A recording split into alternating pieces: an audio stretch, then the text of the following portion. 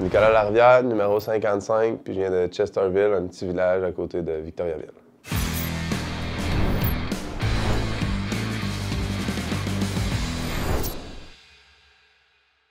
Mon hockey mineur, moi, je l'ai commencé à Saint-Hyacinthe, c'est là où je suis né.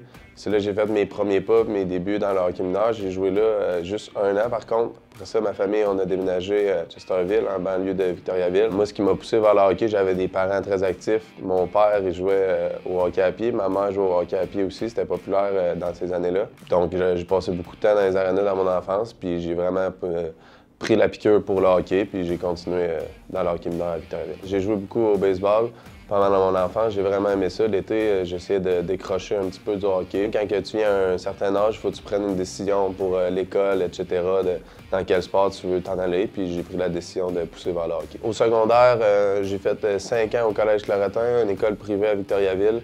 L'éducation, c'était très important pour mes parents. C'était un sport-études les 2 dernières années, mon secondaire 4, mon secondaire 5. Au début, c'était pas un sport-études, je jouais au hockey dans le civil. Et dans mon adolescence, je suis devenu plus grand avant de devenir gros, donc des fois, c'était malhabile. J'étais très grand, mais pas beaucoup de masse musculaire. Par la suite, la masse musculaire est venue, puis c'est là que j'ai devenu plus gros, puis j'ai pris plus confiance avec ma grandeur puis ma forme physique. Puis à 17 ans, j'ai pris un break du hockey. J'étais comme un petit peu tanné.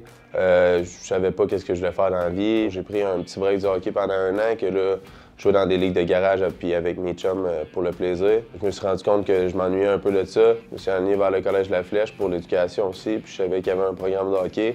Mais tu sais, je pensais pas vraiment que le hockey allait m'amener plus loin rendu là. Très content par contre, rendu là-bas, j'ai eu un bon encadrement, les gens m'ont vraiment apprécié là-bas, puis c'est là que je me suis vraiment développé, puis que je me suis mis à me faire remarquer. Ils m'ont vraiment apprécié dans le vestiaire, les coachs, etc.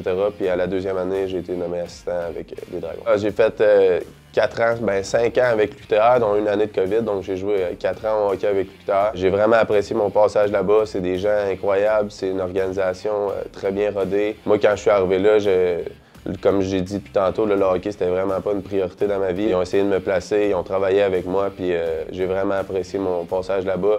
J'ai rencontré des gars aussi incroyables dans le vestiaire, puis c'est des amitiés que je vais garder pour la vie. Fini mon bac, je voyais que le hockey, ça tirait à sa fin. Donc, je me suis trouvé une job, commencé à travailler. Puis là, après ça, j'ai eu un appel du semi-pro, je suis allé jouer avec eux. Puis par la suite, début décembre, un appel de Marc-André Bergeron pour que je vienne essayer un week-end avec les Lions. Puis ça va faire 3 mois que je suis ici avec les Lions. La première équipe CHL à Trois-Rivières, c'est vraiment spécial. On sent vraiment qu'on a l'appui des fans. Aussi, 1h30 de chez nous, de mon village natal. Fait que beaucoup de monde qui viennent me voir jouer. Puis beaucoup de soutien de mon entourage, c'est vraiment le fun. Avec les fans, on le voit, l'aréna est presque remplie à tous les soirs, fait que c'est vraiment le fun. On a vraiment du plaisir, on est vraiment choyés d'être là ici avec les Lions. Ça va sonner cliché, mais les pâtes puis le poulet, c'est une bonne source de protéines, une bonne source de glucides. T'es sûr d'avoir de l'énergie pour ta game du soir, puis en même temps, c'est une routine, fait que t'es sûr que ton corps va le digérer comme il faut, t'es sûr de pas avoir de mauvaises surprises avec ça. C'est sûr que, tu sais, quand on joue beaucoup de matchs en pas beaucoup de soirs, on essaie de respecter une diète assez stricte, on essaie de manger comme il faut pour être sûr d'avoir de l'énergie nos journées de match. Mais c'est sûr que quand j'ai une chance, quelques journées de congé, une bonne poutine, c'est vraiment bon, puis c'est vraiment vers ça que je m'enligne la plupart du temps quand je veux un cheat meal.